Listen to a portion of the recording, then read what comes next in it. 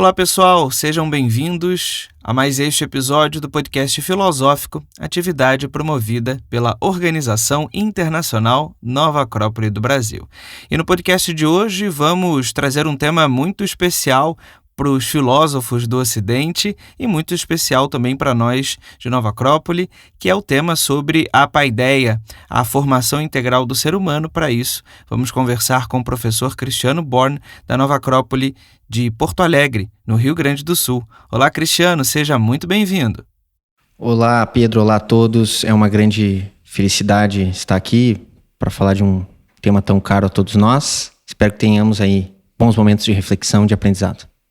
E, sem dúvida, Cristiano, esse tema da paideia, da formação integral do ser humano, nos traz muitas reflexões, mas antes de entrarmos para valer nos conceitos, nos meandros desse tema, e obviamente sem querer esgotar essa ideia que é muito ampla e, menos ainda, trazer verdades absolutas de toda uma construção de uma civilização, que participa da construção dessa civilização grega, queria que você trouxesse para a gente como entender essa ideia geral da paideia, a diferença entre a formação e a informação, ou seja, como podemos entender esse processo educacional dentro da paideia. Bom, Pedro, essa é uma questão bem importante para a gente entender e esclarecer, Primeiro que a própria palavra educação é posterior, É uma palavra latina, de origem latina.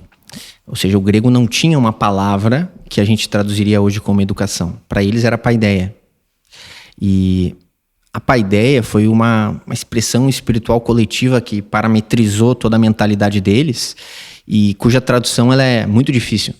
Tem muitas palavras que trazer do grego para o português, como logos, entre outras. Tem uma série de traduções, Aqui o Werner Jäger utiliza, que é a grande referência no assunto, é um livro aí dos anos 30, que até hoje é lido por todos que tentam se aprofundar na cultura grega. Ele utiliza que o termo mais próximo de tradução, embora impreciso, é formação integral.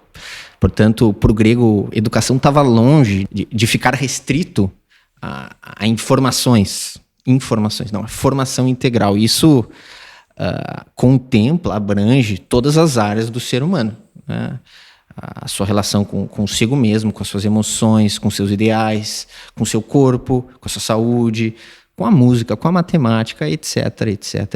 Então, começamos por aí, trazendo essa visão ampla de formação integral do homem e sua relação com o cosmos, que o grego tinha desde os seus primórdios, como um princípio educativo.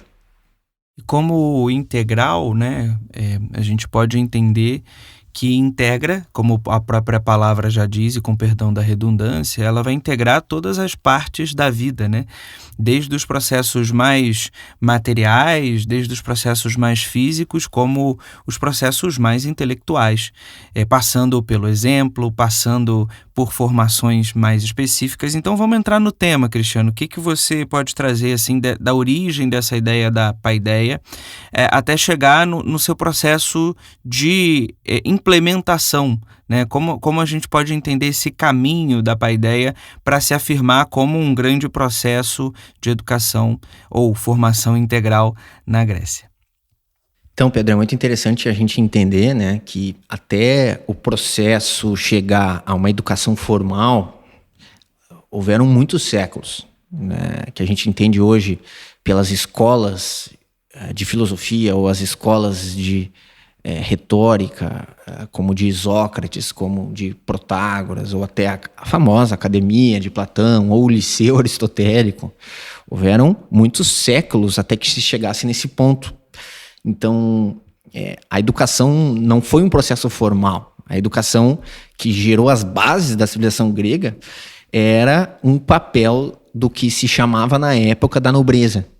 Ou seja, era como se houvesse uma conquista por virtude, por mérito, de gerações. Essas gerações foram estabelecendo, então, um grupo de pessoas que custodiavam a prática da virtude, da busca da excelência, E eles tinham uma palavra, entre aquelas cuja tradução é difícil de precisar, Eles tinham uma palavra que simbolizava esse processo, que era arete, que também Werner Jäger oscila entre algumas traduções possíveis, e uma delas é a excelência cavalheiresca, ou seja, a busca da excelência, né? E assim a nobreza foi se estabelecendo, não por uma conquista hereditária ou de mais benefícios, ao contrário, era aquela que levava nos ombros o peso da civilização, o peso da manutenção da cultura e da estrutura civilizatória grega, né? E isso foi representado pela nobreza grega aristocrática, que Platão depois vai resgatar na sua República. Tem uma frase bem interessante do Werner Jäger, né? Se a gente pudesse citar, poderia ser interessante aí para quem nos ouve. Olha que interessante. A nobreza é fonte do processo espiritual pelo qual nasce e se desenvolve a formação de uma nação. A história da formação grega, o aparecimento da personalidade nacional helênica, tão importante para o mundo inteiro, começa no mundo aristocrático da Grécia primitiva, com o nascimento de um ideal definido de homem superior. Bonito, né, Pedro? Sem dúvida, e tem algumas ideias, né, até para a gente esclarecer aí o nosso ouvinte, quando a gente fala da ideia da aristocracia, dessa ideia do homem superior, né, do ser humano que talvez encontre nele mesmo os seus elementos mais potentes, a sua arete, né? E é muito interessante porque essa ideia da arete, Cristiano, a gente também relaciona com a ideia do atleta, com a ideia que é aquele que luta, né, aquele que busca vencer a ele mesmo, ou como também os antigos gregos chamavam a ideia da vitória sobre si mesmo, principalmente a ideia de Nike. Ou seja, também podemos ir por esse meio, né, por essa abrangência do esporte para falar de um dos processos formais de educação dentro da Grécia, né? Ótimo gancho, Pedro, porque justamente nessa época, né, que nascem as chamadas Olimpíadas, né, e na medida em que a nossa civilização anda carente de referências, onde ela foi buscar as referências para o renascimento desses eventos foram na Grécia, através de Pierre de Coubertin, que, grande apaixonado pela educação que era, ao ir visitar os resquícios de Olímpia, se apaixona por essa ideia, né, justamente a festa da virtude, né, as Olimpíadas.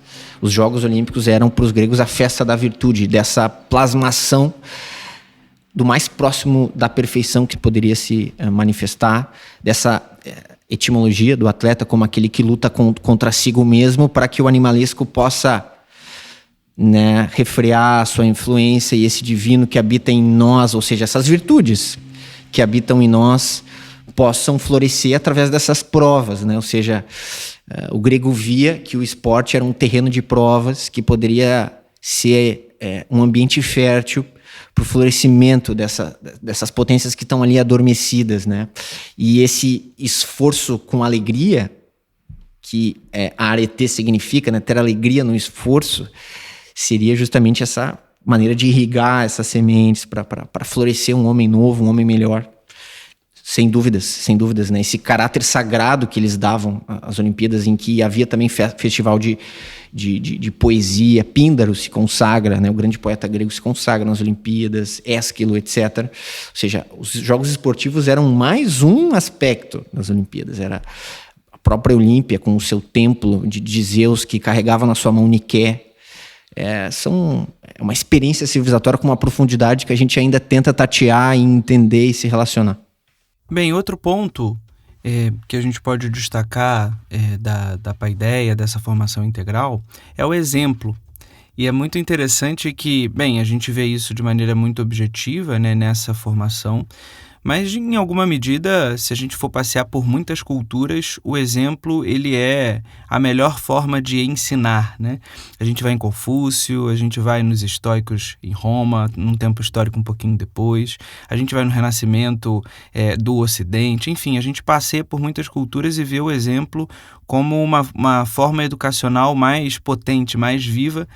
E talvez, Cristiano, a gente possa caminhar na direção dessa reflexão de que seja a melhor forma de ensinar, porque é de pessoa para pessoa. Precisam de duas pessoas juntas para poder aprender, né?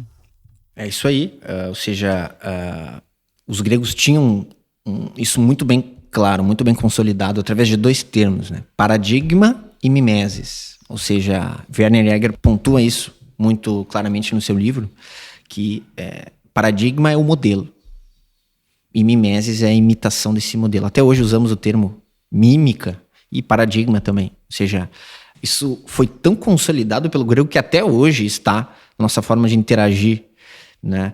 E é muito interessante que a gente falava dessa nobreza que se estabelecia pela virtude, por se esforçar por essa excelência interna e externa, e isso se cristaliza no gênero épico, no famoso gênero épico de Homero, de Hesíodo, especialmente, né, que estão como que na fundação da cultura grega, ou seja, voltando ao que falávamos antes, não havia uma educação formal, uma escola, você vai agora para a escola, ou seja, eles eram educados decorando os versos, tendo Aquiles como referência, eu quero ser Aquiles, né, que, enfim, se defronta com o famoso dilema que origina a Ilíada, que é uma vida breve e gloriosa ou uma vida longa e medíocre. E ele escolhe a primeira, ou seja, povoava o imaginário dos jovens que a vida só faz sentido se você se coloca numa postura heróica. Olha que interessante.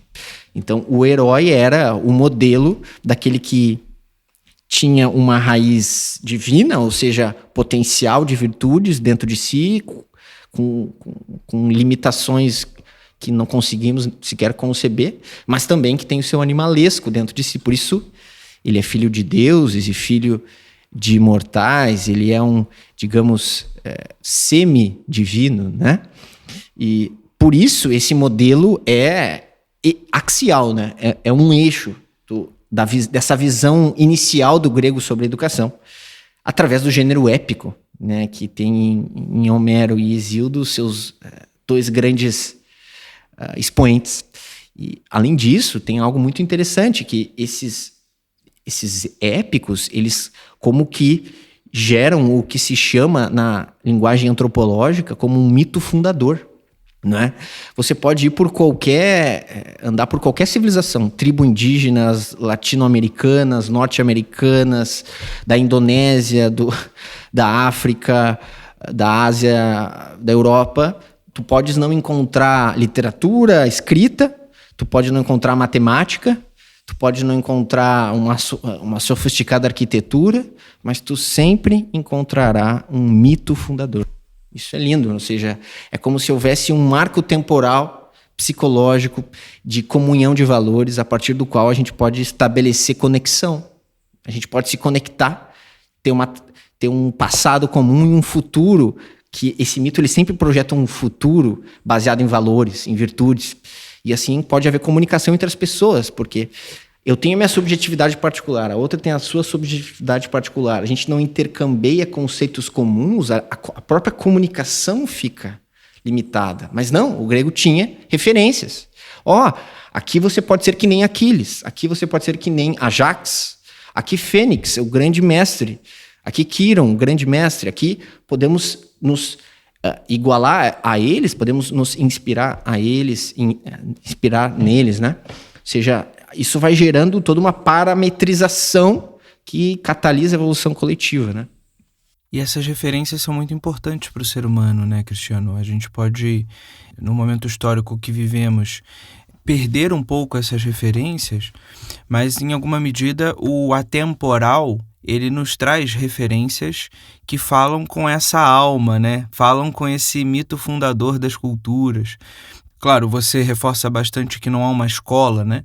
Não há um processo formal, mas como essa educação ela vai se expressar na prática, na vida, para que essa cultura se expresse mesmo, né? Ou seja, para que as pessoas convivam a partir desses conceitos, né? Como a gente pode ver isso? Platão, por exemplo, vai nos trazer sobre a música e a ginástica, né?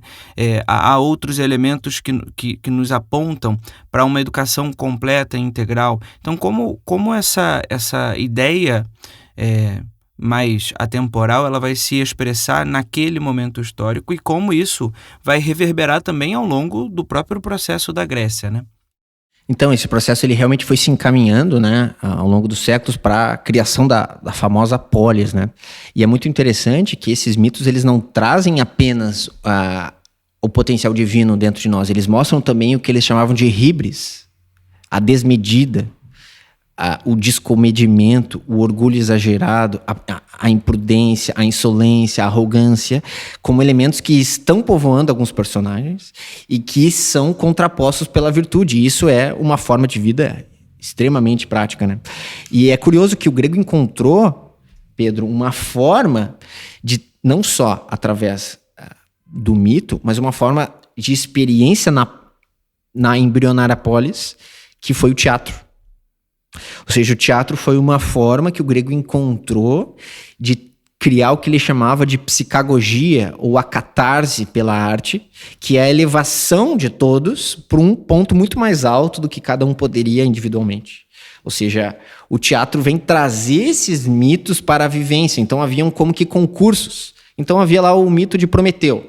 E daí, dramaturgos iam lá e faziam a sua adaptação da obra.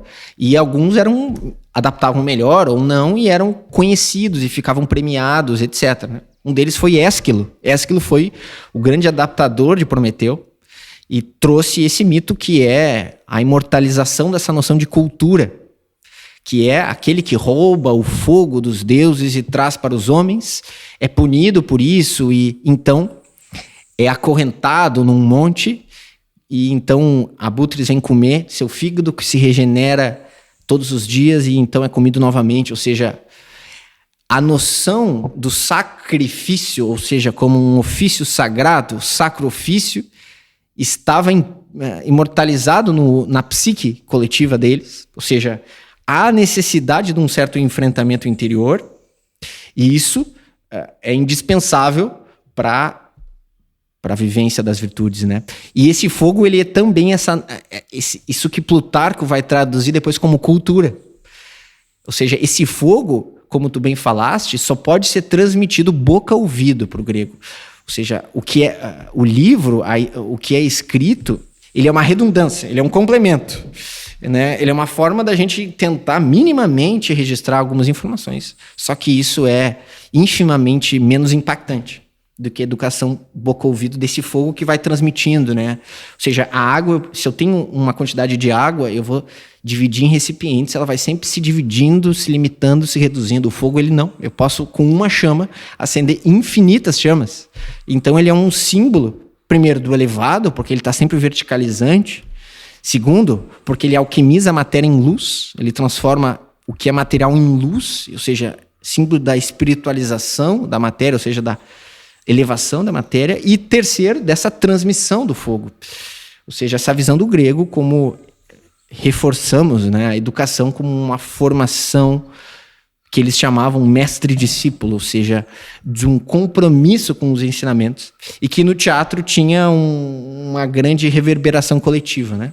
Essa ideia, né, desse fogo que nascia ali naquela experiência, né, e que só acontecia naquele momento, né, essa ideia do teatro como esse instante de consciência que Platão vai nos trazer, né, como a educação da música, né, essa ideia das 9 musas, né, das filhas de Apolo, também uma divindade muito importante para os gregos, mas isso também se reverberava, essa ideia, como um aspecto sociopolítico, ou seja, nas suas expressões de convivência. Essa ideia da justiça que os gregos traziam, expressa tanto no individual como no coletivo. Eu gostaria que você trouxesse um pouco essa ideia da justiça e como isso se relaciona dentro dessa formação integral da paideia.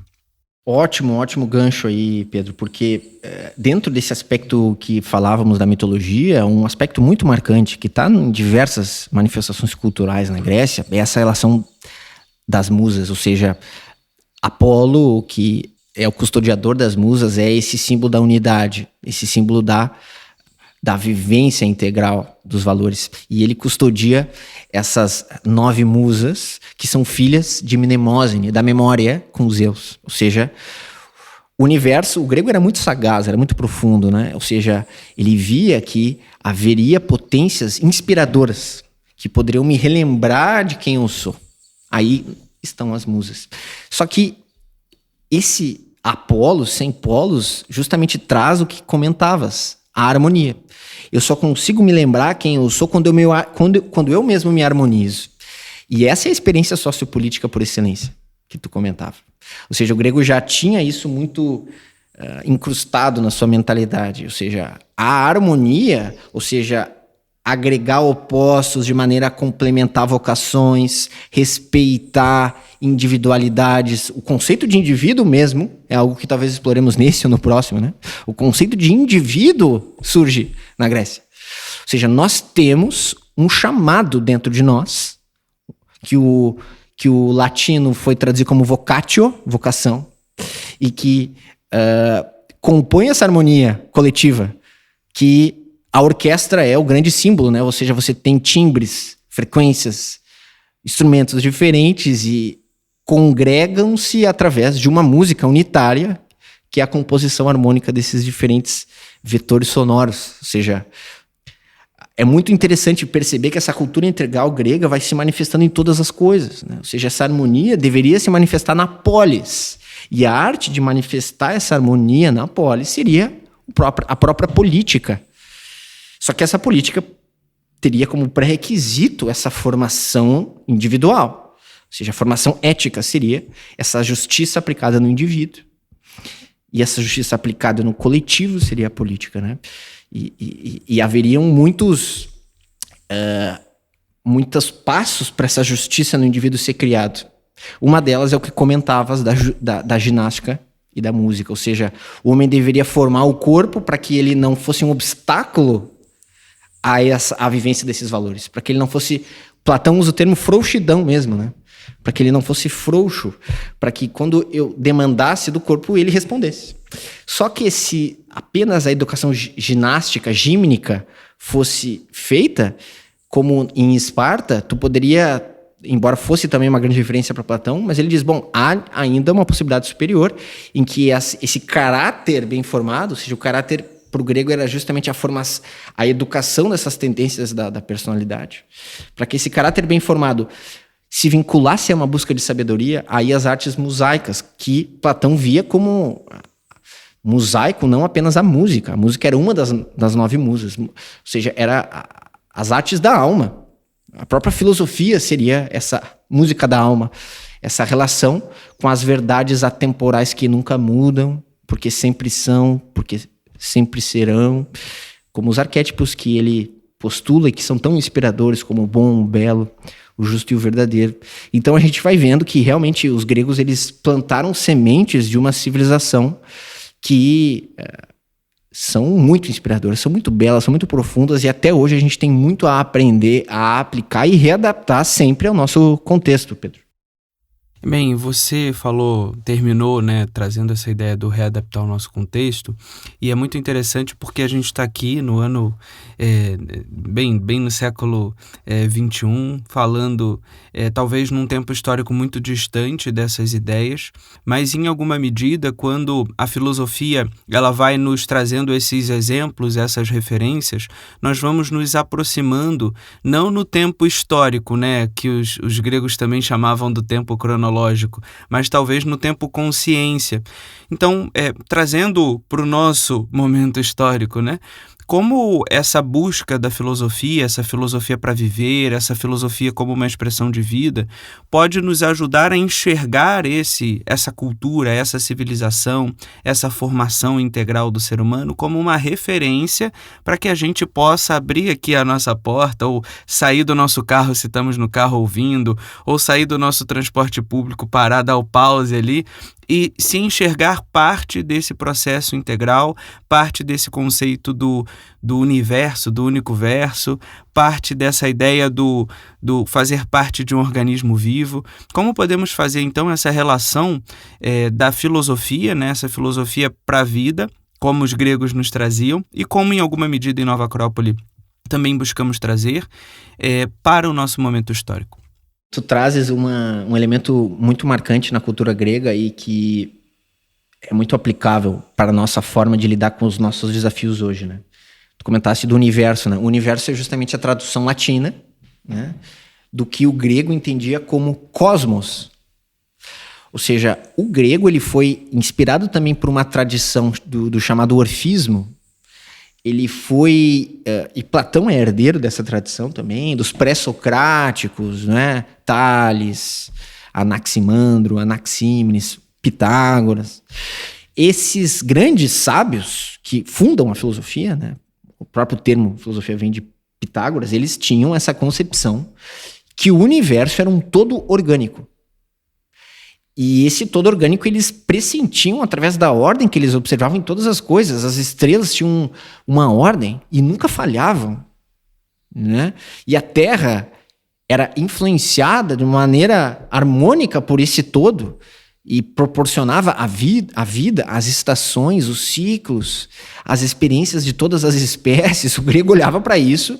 Olha, essa ordem não pode vir do nada. A inteligência gera inteligência. Então ele percebeu, o grego muito profundo que era, o que ele foi definir como cosmos. E até hoje utilizamos alguns derivados etimológicos como cosmético, ou seja, o cosmos ele não é um todo físico apenas, ele é um todo belo, ordenado, orgânico. Só que, aí fazendo a ponte com o que tu me perguntava, se há uma ordem, e se as coisas têm uma função, eu também tenho que ter a minha. Ou seja, de alguma maneira, a filosofia era a busca de se encaixar nesse esquema evolutivo. Ou seja, eles viam o universo como evolução. Então, isso é um pressuposto. Primeiro, enxergar que as coisas tendem à evolução. E se eu, ao olhar para mim mesmo, me comparo a um ano atrás e estou igual, lido com as provas e com os problemas da mesma forma, aquele caroço continua doendo e eu não... Opa, algo aí eu tenho que refletir. Ou seja, eu não posso esperar os mesmos resultados se eu faço as mesmas ações. Ou seja, encontrar o seu lugar é uma consequência de eu olhar para dentro.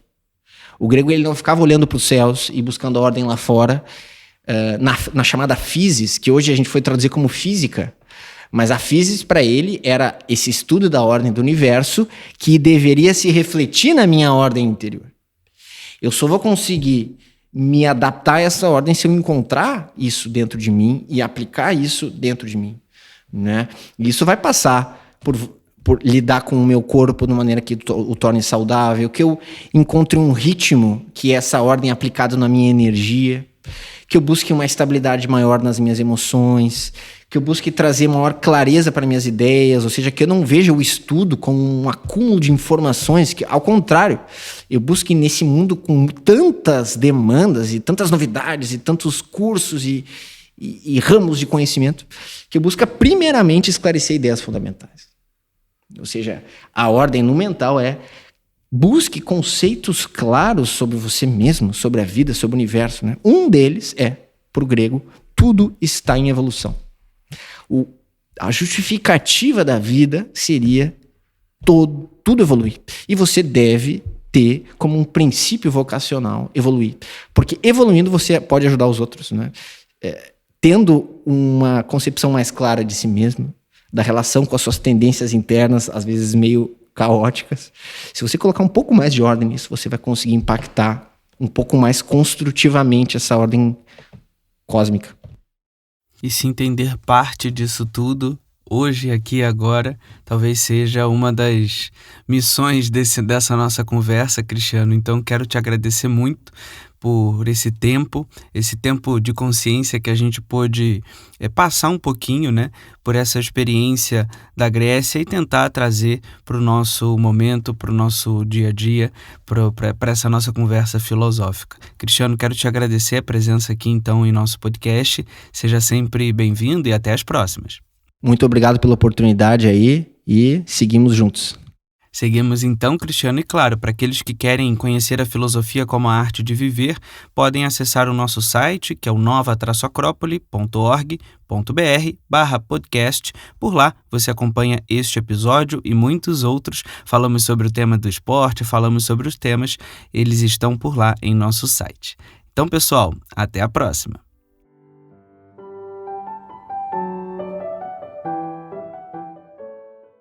A trilha sonora deste podcast é de autoria de Johann Sebastian Bach, Minueto em Sol Maior.